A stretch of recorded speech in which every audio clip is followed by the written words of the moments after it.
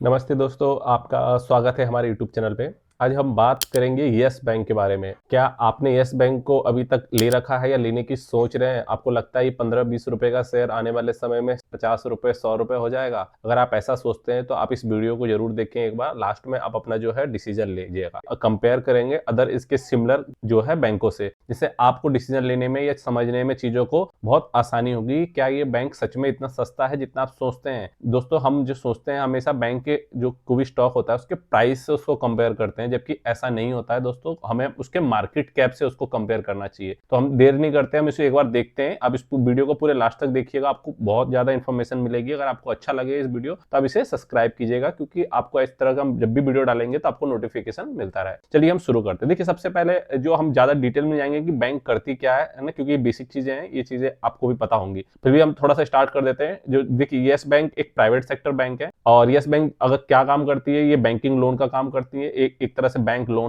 Loan लेना और दूसरी तरफ लोन देना, यानी कि आपको सेविंग अकाउंट पे इंटरेस्ट देती है और दूसरी तरफ से आपको वो लोन आगे देती है। आगे से जो उसका जो कमीशन मिलता है उसके अकॉर्डिंग वो उसका जो प्रॉफिट होता है। ये एक सिंपल बैंक का जो प्रोसेस होता है दोस्तों। थोड़े से इसके बैकग्राउंड में जाते हैं दोस्तों। इस बैंक में आखिर प्रॉब्लम क्या आई थी? अगर आप देखें तो कुछ समय पहले 2020 के आसपास इसमें प्रॉब्लम आई थी एनपीए इशू के कारण, और इसमें काफी फेस इस बैंक ने फेस किया था, जो कि इसके ऑनर जो थे उसके कारण। लेकिन बाद में आरबीआई ने इसके अगेंस्ट थोड़ा सा इसका स्ट्रिक्ट पॉलिसी ली और इस बैंक को डिफॉल्ट होने से बचाया। तो इस बैंक को अच्छे से इंप्रूव करने में जो सबसे ज्यादा हेल्प की थी वो थी एसबीआई। तो एसबीआई और भी प्राइवेट बैंक ने जो मिलके इस बैंक में अपने कुछ परसेंटेज हिस्सेदारी खरीदी, जिसमें एसबीआई सबसे ज्यादा इन्होंने अपना स्टेक खरीदा था। तो इस बैंक को डूबने से बचाया गया था आरबीआई और बैंकों के द्वारा मिलके। तो अभी हम इस चीजों को देख लेते हैं और उसके बाद से बैंक क्या कर रही है, अभी अपने आप को स्टेब्लिश करने में लगी हुई है। क्योंकि अभी इसको आप ऐसा कह सकते हैं कि यस बैंक को अभी बहुत सारे बैंक मिलके भी इसको चला रही है। तो और अभी ये बैंक जो अपने जितने भी पुराने एनपीए लोन डिफॉल्ट जो थी चीजों को उसको सही करके फ्यूचर ग्रोथ पर काम कर रही है। कंपनी अगर अच्छी है या नहीं है वो डिटेल हम बाद में देखेंगे, हम उन चीजों को समझेंगे, ठीक है। तो अभी हमने देखा दोस्तों, अब इसको हम अदर बैंकों से भी कंपेयर करेंगे जो कि इसके मार्केट कैप के सिमिलर बराबर होगी। क्योंकि प्राइस से मतलब नहीं होता दोस्तों, इसको मार्केट कैप से आपको कंपेयर करना होता है किसी भी स्टॉक को। सबसे पहले जो इसका हम कंपेयर करेंगे वो आईडीएफसी फर्स्ट बैंक से करेंगे और इंडस बैंक से करेंगे। क्यों करेंगे? क्योंकि अगर हम देखें तो ऑलमोस्ट, अगर यस बैंक का अगर हम देखें मार्केट कैप दोस्तों, तो ये करीब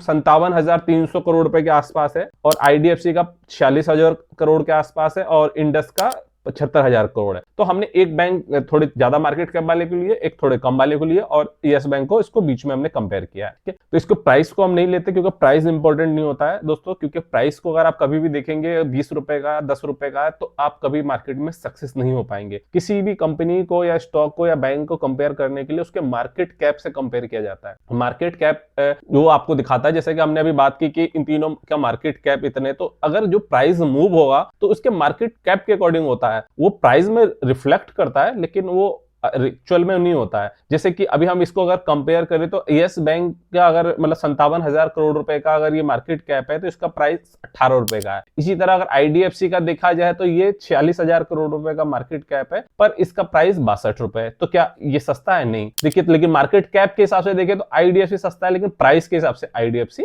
ज्यादा है। इसी तरह अगर अब इंडस का देखें तो इंडस 75,000 करोड़ रुपए का है और इसका प्राइस 970 रुपए है। तो दोस्तों, ये प्राइस एक्चुअल में ये स्प्लिट बोनस इन कारणों से भी होता है। जब बैंक या कंपनी जो देती है तो उस कारण उसके प्राइस स्प्लिट होते रहते हैं, तो उस कारण वो प्राइस रिफ्लेक्ट के लिए छोटा हो जाता है। तो इसका मतलब ये नहीं है कि प्राइस सस्ता है। तो मार्केट कैप के हिसाब से देखा जाए तो तीनों जो बैंकें हैं वो छोटी भी नहीं है और बहुत बड़ी भी नहीं है। आप इसे कह सकते हैं मिड में है, मिड कैप के बराबर, ठीक है। और इसके लास्ट में हम दोस्तों चार्ट को भी हम कंपेयर करेंगे। इसके चार्ट को देखेंगे कि आपको ये चीजें पता चल पाएंगी कि आखिर इस बैंक में आखिर जो चीजें हैं क्या अच्छी हैं, क्या चीजें खराब है फाइनेंशियली, और इस तीनों बैंकों से हम कंपेयर करेंगे। क्योंकि अगर ये बैंक को हम कंपेयर करने से ये पता चलेगी हमें चीजें कि आखिर सच में इस बैंक में कुछ फंडामेंटली अच्छा है या नहीं है। तो वो आप डिसीजन कीजिएगा, मैं आपको एक स्टेप बाय स्टेप बताने की कोशिश करूंगा, ठीक है दोस्तों। आगे चलने से वीडियो में हम आगे जाएंगे, इससे पहले मैं आपको कुछ इन्फॉर्मेशन दे देता हूं। सबसे पहले, अगर आप नए इन्वेस्टर हैं, अगर आप मार्केट में नए हैं, आपको ज्यादा दिन नहीं हुआ है, 2-4 महीने 6 महीने हुए हैं, तो आप हमेशा फोकस कीजिए म्यूचुअल फंड और ईटीएफ में। क्योंकि दोस्तों मार्केट मार्केट जो स्टॉक में डायरेक्ट अगर इन्वेस्ट करते हैं आप, तो ये थोड़ा सा रिस्की भी होता है, क्योंकि आपको पता नहीं होती है चीजों के बारे में। आप कहीं ना कहीं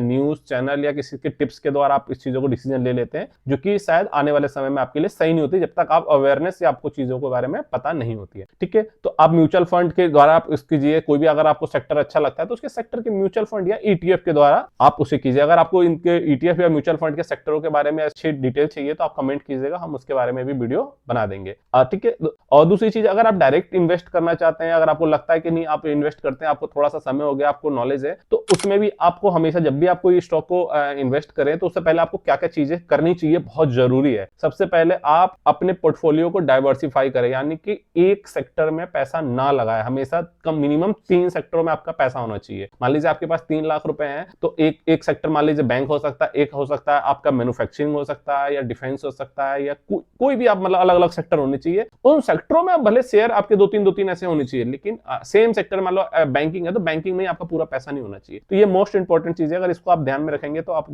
आगे हमेशा सक्सेस कर पाएंगे, अगर आप डायरेक्ट करते हैं तो। इसी तरह अब अगर आप हमेशा अगर नए हैं तो कोशिश कीजिएगा लार्ज कैप और मिड कैप में फोकस कीजिए, स्ट्रॉन्ग में, क्योंकि जब तक आप पुराने नहीं हो जाते, जब तक आपको खुद रिसर्च करना नहीं आ जाता है, जब तक आप स्मॉल कैप या छोटी कंपनी एमएसएमई में पैसा ना लगाएं। ठीक है, दूसरी चीज है, आप हमेशा कभी भी स्टॉक को बाई करें तो डिस्काउंट में बाई करें, यानी कि हमेशा कोई हाई फ्लाइंग या कोई न्यूज आता है उसके बेस पे बाई ना करें, हमेशा उसको एक बार रिसर्च कीजिए चार्ट पैटर्न के द्वारा, तो उसके डिस्काउंट में बाई कीजिए। कभी पैनिक सेलिंग आती है तो उसमें आप बाई कीजिए, उससे क्या होगा कि आपका रिस्क मैनेज होता है और आपको एक ना मार्जिन ऑफ सेफ्टी मिल जाता है, जिससे आपको कोई दिक्कत नहीं होती है। अगर इन और दूसरी चीजें, और आपका अगर फॉलो करते हैं, अगर आप ट्रेडर है, आपका माइंड सेट ट्रेडर का है, या आप ट्रेडर में कुछ भी हो सकते हैं, इंट्राडे हो सकते हैं, स्विंग हो सकते हैं, मोमेंटम हो सकते हैं, पोजिशनल हो सकते हैं, तो आपको हमेशा ट्रेडर है तो आपको रिस्क मैनेजमेंट के ऊपर फोकस करना चाहिए, technical chart pattern, support resistance के ऊपर फोकस करना चाहिए, मार्केट ट्रेंड को फॉलो करना चाहिए, क्योंकि मार्केट ट्रेंड अगर मान लीजिए जिस सेक्टर में आपने पैसा लगाया बैंकिंग में, तो बैंकिंग का अगर पूरा ऑल ओवर सेक्टर नहीं चलेगा जब तक वो शेयर भी नहीं चलेगा। तो हमेशा ऑल ओवर आपको मार्केट के ट्रेंड को आइडेंटिफाई करना होगा, उसके अकॉर्डिंग आपको प्लान करना चाहिए, और एक सिस्टम अपना डेवलप कीजिए, उसके अकॉर्डिंग आप उसमें कीजिए, क्योंकि ये सब ऑल ओवर आप चीज करते हैं तो मानिए दोस्तों आप स्टॉक मार्केट में सक्सेस हो पाएंगे। आई होप आपको ये चीजें समझ में आएगी। अगर आपको कोई भी डाउट है तो इसके ऊपर आप हमें कमेंट कीजिए, इस पर हम वीडियो बना देंगे। अगर आपको वीडियो अच्छी लग रही है तो आप इसे सब्सक्राइब कीजिए। ठीक है, आगे चलते हैं दोस्तों। अब इसके हम देखिए, सबसे पहले दोस्तों हम देखते हैं इसका पी, है ना। पी अगर हम इसका देखें दोस्तों, तो इसका जो पी है अभी के डेट में वो है 33। ठीक है, और अगर इसको इंडस्ट्री से कंपेयर करें तो इंडस्ट्री का पी अभी है 11, यानी कि इंडस्ट्री से अगर ये थोड़ा महंगा है, प्राइस सस्ता है, लेकिन इसका मतलब ये नहीं है इंडस्ट्री से अकॉर्डिंग ये महंगा। यानी इंडस्ट्री मतलब जितने भी इस बैंकों में हैं उनके सबके पी को कंपेयर करें तो उसके तो वो 11 है। ठीक है, और अगर इसी को हम इसके 3 बैंकों से अगर दोस्तों हम कंपेयर करें तो इसका यस बैंक का अगर अभी 33 है तो आईडीएफसी का अभी 20 के आसपास है। ठीक है, और अगर इंडस बैंक से करें तो इसका 9 है। तो अगर आप इस चीज को देखें पी के अकॉर्डिंग, जो कि काफी एक, यानी पी का सिंपल मतलब दोस्तों है कि अगर आप पैसा लगा रहे हैं, अगर 1 रुपए डाल रहे हैं, तो उसके बिहाफ पर आपको कितना मतलब इसका मतलब कितना गुना पैसा आपको देना पड़ेगा। सिंपल पी का मतलब ये है। ठीक है, तो अभी हम इसको देखें तो अगर ये इंडस्ट्री और अपने सेक्टर यानी जो इसके कंपेयर करें तो इन दोनों से ये महंगा है। ठीक है, क्योंकि ये इंडस इसमें काफी सस्ता है पी, यानी कि कहने मतलब आप 1 रुपए कमाने के लिए 10 रुपए दे रहे हैं, और उसी तरह 1 रुपए कमाने के लिए यस बैंक में आपको 33 रुपए देना पड़ रहा है। तो आप कंपेयर कर लीजिए कि महंगा है सस्ता है। ठीक है, क्योंकि मार्केट कैप हमने ऑलमोस्ट बराबर लिया है, इसलिए हमने चीजों को कंपेयर करके बताया। ठीक है, और अब हम चलते हैं आगे एक रेशियो पे, वो है CASA, current account saving account. CASA दोस्तों बैंकिंग लाइन में बहुत इंपॉर्टेंट होता है। कासा में हम ये चीजें देखते हैं कि बैंक का जो काम होता है, बैंक जो भी कहीं से पैसा लेती है, यानी कि जो आपने करंट अकाउंट या सेविंग अकाउंट में दिया है पैसा, उस पैसे को बैंक जो है वो आगे पास आउट करती है लोन के रूप में। तो ये बैंकों के लिए सबसे मोस्ट इंपॉर्टेंट पैरामीटर होता है कि बैंक अगर जितनी अच्छी होगी, उन पर ट्रस्ट होगा, तो उसका कासा यानी कि सेविंग और करंट अकाउंट का रेशियो ज्यादा हो, यानी कि परसेंटेज लोग उसमें ज्यादा पैसा रखेंगे इस चीजों को, है ना। तो इस मामले में अगर आप देखा जाए तो इसमें ये होता है, क्योंकि अगर कासा जितना कम होगा तो दोस्तों होता क्या है कि बैंक को अपने पैसा लेने के लिए एफडी पे यानी कि ज्यादा सिंपल सेविंग अकाउंट पर आपको कम इंटरेस्ट देना पड़ता है। इस कारण क्या होता है कि आपको जो होता है ना 4% अगर आपने दिया तो आपका मार्जिन, अगर आपने 12% पे कहीं लोन दिया, 10% दिया तो 6% बीच का बचा। लेकिन अगर यही चीजें आपका कासा कम है, सेविंग अकाउंट में कम पैसा डाल रहे हैं, आप क्या करते हैं कि देखना आपने ऐड देखा होगा और लोग अट्रैक्ट करते हैं बैंक के कि आप उनमें एफडी करें। तो एफडी में क्या होता है कि आपको ज्यादा से ज्यादा वो इंटरेस्ट देते हैं 6-7% के। तो आप ये सोचिए कि अगर उन्होंने 7% पे लिया और आपको 10% पे आगे लोन दिया तो 3% मिला। अगर वही सेविंग अकाउंट में अगर कम होगा 4% होगा तो बीच में, तो सोच रहे कितना मार्जिन का डिफरेंट होता है। तो इसलिए अच्छी बैंकें हमेशा इसलिए सर्विस देती हैं कि उनके पास करंट अकाउंट और सेविंग अकाउंट का बैलेंस बना रहे, उनके प्रॉफिट में सबसे ज्यादा बेनिफिट होता है। इसलिए आई होप मैंने आपको कासा के बारे में पहले समझा दिया कि आपको आगे समझने में दिक्कत नहीं होगी, क्योंकि सबसे मोस्ट इंपॉर्टेंट पैरामीटर होता है किसी भी बैंक के लिए। तो अगर हम दोस्तों बैंकों को देखें तो यस बैंक में इसका जो कासा है वो करीब 31 के आसपास है। अगर 31 मीन द सेंस अगर कोई भी बैंक का एक रेशियो होता है इंडस्ट्री का, अगर 30 या 30 से ऊपर है तो ऑलमोस्ट उससे सही माना जाता है।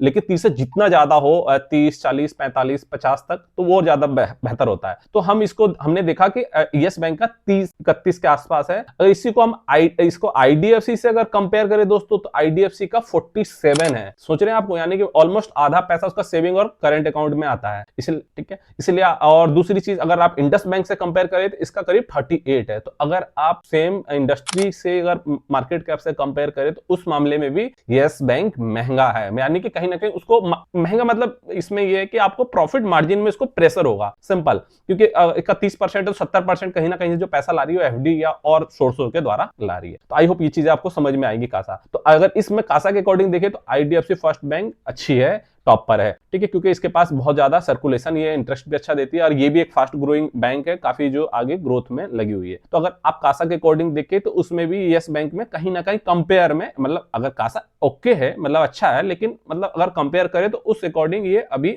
डाउन है अगर इन तीनों में करें। लेकिन ऐसे ऑलमोस्ट अच्छा है क्योंकि ये 25-30 के ऊपर जितना होता है उतना बढ़िया होता है। अगर ठीक है दोस्तों, अब आगे चलते हैं हम दोस्तों, इस चीजों को हम देखते हैं, इसका आरओई, रिटर्न ऑफ इक्विटी, यानी कि बैंक ने या किसी कंपनी ने, बैंक ने अगर मान लीजिए जो आप इक्विटी आपको इशू किया है उसके अकॉर्डिंग वो उस इक्विटी पे कितना पैसा अर्न करती है, बनाती है। तो रिटर्न ऑफ इक्विटी में दोस्तों अगर किसी भी बैंक के लिए सबसे बेस्ट होता है कि उसका रिटर्न ऑफ इक्विटी जितना मतलब ज्यादा हो, यानी कि ऑलमोस्ट 12-15 से ऊपर जितना हो उतना बढ़िया माना जाता है, ऑलमोस्ट 15। तो उसमें अगर कंपेयर करें हम तो यस बैंक का जो अभी आरओई है वो है 3 के आसपास, जो कि इंडस्ट्री के द्वारा अगर रहा जाए, अगर देखा जाए तो ये एवरेज जो इतना होना चाहिए तो ये उससे कम है। इसी तरह आईडीएफसी का अगर देखा जाए तो वो आईडीएफसी का 10 के आसपास है और इंडस का देखा जाए तो वो करीब 15 के आसपास है। तो अगर आप इन तीनों पैरामीटर में काम करें तो अगर देखें तो इन बैंकों में ये यस बैंक का जो अभी आरओई है वो कम है, ठीक है। लेकिन अगर आप देखा जाए तो कंपेयर टू अदर का वो सही है अभी, मतलब इसमें आरओई के मामले में इंडस सबसे बढ़िया है और यस बैंक भी ना ज्यादा है ना कम है, एवरेज में बढ़िया है, ठीक है। तो आई होप आपको ये चीजें बहुत क्लियर होगी कि आरओई यानी कि जो आप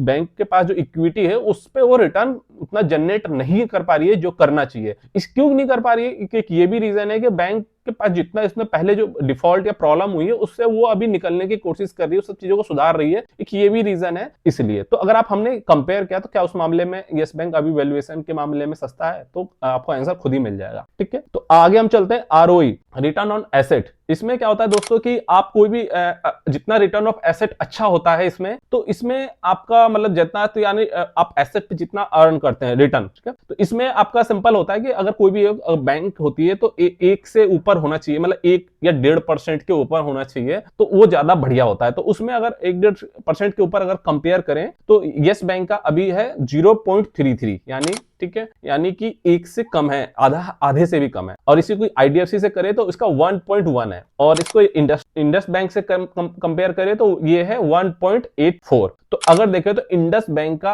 अगर पी के रेशियो से देखें तो वो भी बेहतर है, और अगर आप इसके आरओई के हिसाब से देखें तो भी बेहतर है, और आरओई के हिसाब से देखें तो ये तीनों पैरामीटर में इंडस बैंक बेहतर है, ठीक है। और आगे हम चलते हैं नेट एनपीए। दोस्तों नेट एनपीए क्या होता है वो चीजें पहले मैं आपको समझा देता हूं, क्योंकि आपको चीजें फिर समझने में बहुत इजी होगी दोस्तों, क्योंकि ये इतने डिटेल में आपको कोई वीडियो नहीं बताएगा, क्योंकि आपको कंफ्यूज रहते हैं। ये चीजें आपको पैरामीटर अगर पता रहेंगे तो आप हमेशा कहीं पे भी इसको रिसर्च करेंगे, समझेंगे, तो आपको क्लियर हो जाएगा कि चीजें कितनी कॉम्प्लिकेट नहीं होगी आपके लिए, ठीक है। अब हम चलते हैं नेट एनपीए। नेट एनपीए दोस्तों क्या होता है, देखिए एक होता है एनपीए, एक होता है ग्रोस एनपीए, एक होता है नेट एनपीए। एनपीए मतलब सिंपल, कोई भी बैंक है उसका अगर एनपीए 3 महीने से, मतलब अगर मान लीजिए कि उस बैंक है, बैंकों का अगर जैसे मान लीजिए एनपीए जो होता है, एनपीए में क्या होता है कि अगर एनपीए ज्यादा नहीं होना चाहिए, नेट एनपीए मतलब ऑल ओवर बैंक ने लोन दिया उसमें से डिफॉल्ट कितना हुआ, तो नेट एनपीए वो नहीं हो, नॉन परफॉर्मेंस एसेट इसे हम कहते हैं। तो ये आपका हमेशा जो होना चाहिए जितना कम हो, मिनिमम हो, यानी कि 0 to 1% हो,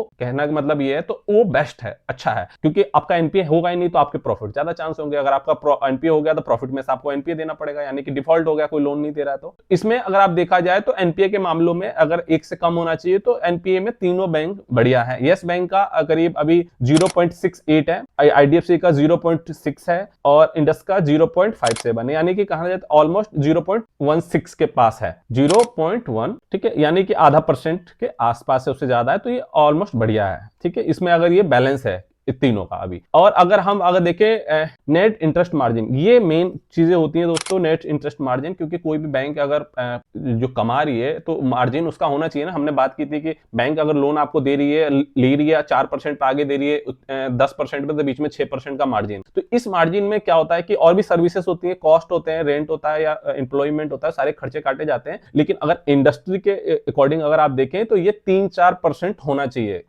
मिनिमम, इतना 3 से 4% होता है तो ठीक है, इससे ज्यादा हो तो और बेस्ट है। इसीलिए वो बैंक और अच्छा परफॉर्मेंस करती है और उतना ज्यादा रिटर्न देती है और इन्वेस्टरों को अट्रैक्ट भी करती है। तो उस मामले में अगर आप देखा जाए तो अगर हम इस चीजों को कंपेयर करेंगे तो आईडीएफसी फर्स्ट बैंक 2.4 है, जो कि अगर एवरेज इंडस्ट्री से कंपेयर किया जाए तो 3 और 4 के बीच में होना चाहिए, तो उससे कम है अभी भी। क्यों? क्योंकि अभी फ्यूचर ग्रोथ पे काम कर रही है। लेकिन अगर आईडीएफसी का देखें प्रेजेंट में तो वो 5.6 है। तो आप सोच सकते हैं ये 5.6 है, इंडस्ट्री से भी अच्छा है, यानी कि ये लोन लोन कासा भी इसका बढ़िया है और वो प्रॉफिट भी इसको इंटरेस्ट मार्जिन भी बढ़िया है। और इंडस्ट बैंक का देखें तो 4.25 है। तो अगर आप मार्जिन है, मेन तो मार्जिन होता है, कोई भी आप बैंक कमा रही है तो पैसा जब तक उसको प्रॉफिट ना होगा तो कमाएगी क्यों दोस्तों। तो उस मामले में आईडीएफसी फर्स्ट बैंक टॉप पर है, ठीक है दोस्तों। हम अभी सीएआर को देखेंगे, कैपिटल एडिक्वेसी रेशियो को। ये हमें बताता है कि बैंक के पास ना लोन, यानी कि लोन जो जितना भी उसके पास लोन कवर है उसके अगेंस्ट उसने कितना कवरेज ले रखा है। ये एक आरबीआई के द्वारा भी होता है कि आरबीआई हमेशा एक रिस्क कैपिटल को मतलब अपने पास, यानी कि कैश इतना रखना चाहिए, जैसे कि मान लीजिए अचानक से विड्रॉल आ गया या ऐसा कुछ सिचुएशन आ गई या कोई प्रॉब्लम आ गई तो एक उसको मेंटेन करना पड़ता है। तो उसके हिसाब से अगर देखा जाए तो ये करीब आपको बैंक में 12% और एनबीएफसी में 15% से ऊपर मेंटेन करना पड़ता है। तो अगर इस रिस्क को मैनेज करने के लिए, तो इसमें अगर आप देखा जाए तो ये अगर आप यस बैंक का तो वो करीब 15 से ऊपर है, क्योंकि मेंटेन करना चाहिए इतना। अगर आप देखें, हमने बात की थी कि 15 से आरबीआई की तरफ से भी रूल है कि आपको इतना मेंटेन करना होगा। तो उसमें 15% ये बेस्ट बैंक भी मेंटेन है, आईडीएफसी का 16% मेंटेन है और इंडस का 17% मेंटेन है। तो यानी कि इन्होंने अपना रिस्क को मेंटेन अभी के लिए कर रखा है, ठीक है। आगे चलते हैं कॉस्ट ऑफ लायबिलिटी, यानी कि दोस्तों इसको आपको समझने के लिए ये समझना होगा कि बैंक ने जो लोन, जैसे हमने बात की थी लोन लिया, लोन दिया, तो लोन जो दिया ऑल ओवर लोन पे कितना उसको कॉस्ट पे करना पड़ रहा है। तो उसमें 4 से 6% के बीच में होता है, यानी कि अगर आप 4% सेविंग पर और एफडी को मिला के कंपेयर करें 4 से 6% के बीच में होता है, तो ये अच्छा माना जाता है। तो इसमें अगर हम कंपेयर करें तो मतलब जितना कम में रखेंगे, यानी कि कि आप जितने कम में पैसा उठा लेते हैं आगे से, यानी कि कस्टमर्स,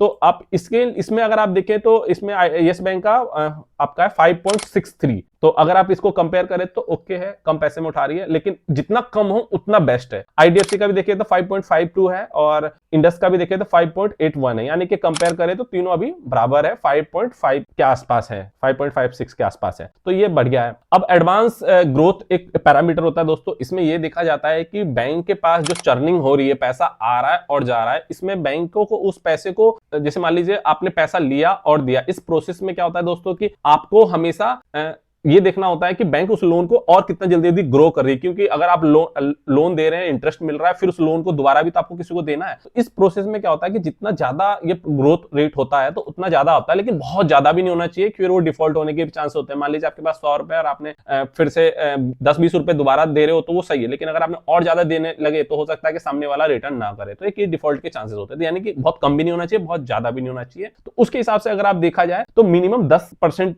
10 से तो ऊपर होना चाहिए, 10 से नीचे होता है ग्रोथ, यानी कि लोन आ रहा है फिर जा रहा है, तो वो ग्रोथ चर्निंग जो होती है वो ज्यादा होनी चाहिए। तो उस हिसाब से देखा जाए तो एक से आप देखा जाए तो अभी यस बैंक का 12 है, यानी कि अगर इसको 12 से जो है 20 के बीच में रहता है तो एवरेज अच्छा है। और बहुत अच्छा अगर कहेंगे तो 20 से 30 के बीच में रहता है तो बहुत बढ़िया है, लेकिन 30 से ऊपर जा जाता है तो वो रिस्क भी है। उसमें अगर आप कंपेयर करें तो अभी अपने लोन ग्रोथ को जो है यस बैंक वो 12% से ग्रो कर रही है, और अगर अभी आप देखें आईडीएफसी का तो वो 28% से, इंडस का 18%। तो ऑल ओवर देखा जाए तो अभी आईडीएफसी ज्यादा रिस्क ले रही है, यानी कि लोन बांटने में ज्यादा रिस्क ले रही है कंपेयर टू यस बैंक का और इंडस से भी। और लेकिन अगर यही ज्यादा हो जाता है तो रिस्क का पैरामीटर में भी आ जाता है। बड़े बैंक इस चीजों को कर लेते हैं क्योंकि उनके पास इतना बड़ा कैपिटल होता है, इतना बड़ा इंफ्रास्ट्रक्चर होता है, तो उसको मैनेज कर लेते हैं। लेकिन अगर छोटे कोई बैंक होती है तो इस ग्रोथ को, जो एडवांस ग्रोथ होता है, इसको मैनेज करने में हो सकता है प्रॉब्लम आ जाए, क्योंकि यही एक रीजन होता है कि यस बैंक के डिफॉल्ट का भी एक चांस था, जो ये प्रॉब्लम आई थी पहले, क्योंकि उन्होंने बहुत ज्यादा लोन दे दिया और ये प्रॉब्लम आ गई थी, उसको मेंटेन नहीं कर पाया और वो एनपीए में हो गया, फिर ये प्रॉब्लम आ, ठीक है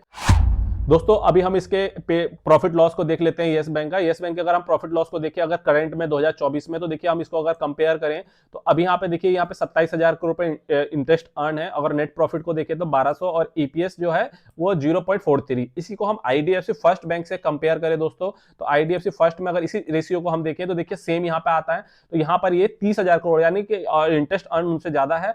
और अगर इसको प्रॉफिट को देखें दोस्तों, तो प्रॉफिट में अगर आप देखें तो ये 3,000 करोड़ रुपए है। तो अगर प्रॉफिट में देखें तो आईडीएफसी से ये करीब देखिए वो 1200 था, ये 3000, और ईपीएस में भी ज्यादा है। तो कहने मतलब आईडीएफसी फर्स्ट बैंक से बेहतर बैंक ये है। और उसको पैरामीटर से आप देखें तो इसको एक बार हम देख लेते हैं इंडस बैंक से, क्या इंडस बैंक से भी ये बेहतर है या नहीं है। तो इंडस बैंक से अगर इसको हम कंपेयर करें दोस्तों, तो इंडस बैंक पे आ गए हम। देखिए इंडस बैंक में ये है 45,000 करोड़ रुपए, यानी कि ये दोनों बैंकों से भी ज्यादा इसका इंटरेस्ट अर्न है। क्या प्रॉफिट भी है, देखिए प्रॉफिट देखें तो 9,000 करोड़ रुपए, यानी कि अगर आईडीएफसी फर्स्ट बैंक से देखें तो 7x इसका प्रॉफिट ज्यादा है, वैल्यूएशन उससे भी बढ़िया है, और मार्केट कैप दोनों के लगभग आसपास ही है।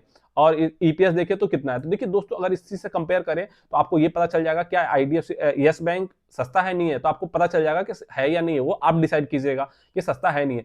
हम इसके एक बार थोड़े से चार्ट पैटर्न को देख लेते हैं यस बैंक के।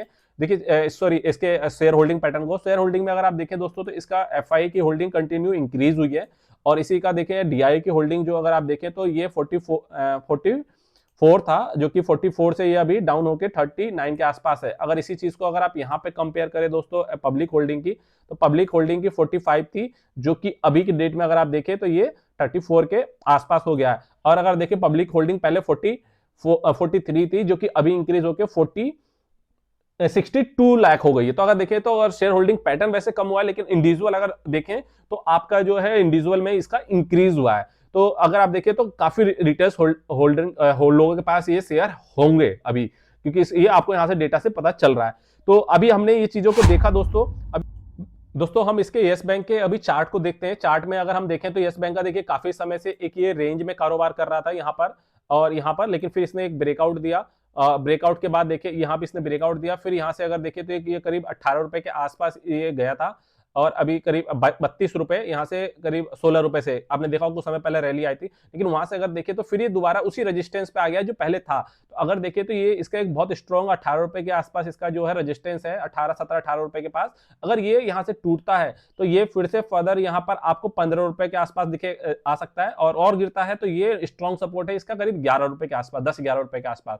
तो अभी इस चीज को देखें तो ये कि ये रेंज में है, अगर ये एक सपोर्ट के आसपास है। अगर अब हमने इसके वैल्यूएशन को चेक किया, इसके चार्ट पैटर्न को भी देखा, तो यहां से अगर आप देखें तो आई होप आपको कुछ आइडिया मिल गया होगा आईडीएफसी फर्स्ट बैंक का कि सॉरी इसका यस बैंक का, कि देखिए यहाँ पे ये डाउन पड़ता है, अगर यहाँ से अगर ये रिकवर होता है तो ये शेयर फिर दोबारा से करीब 32 रुपए तक जा सकता है। अगर ये गिरता है तो फिर ये यहाँ से हमने जो बात की 10 रुपए के आसपास या 15 रुपए के आसपास ये आ सकता है।